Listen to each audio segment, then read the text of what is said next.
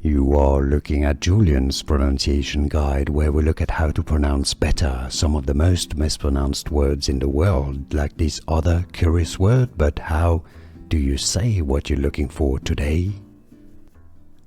Let's learn how to pronounce this word correctly. And yes, there are two different ways of pronouncing it. This is why you've been hearing two ways, two different pronunciations: the British English pronunciation, UK pronunciation, carry, stress on the first syllable. American English pronunciation. In the US it's pronounced rather as carry, so carry or carry.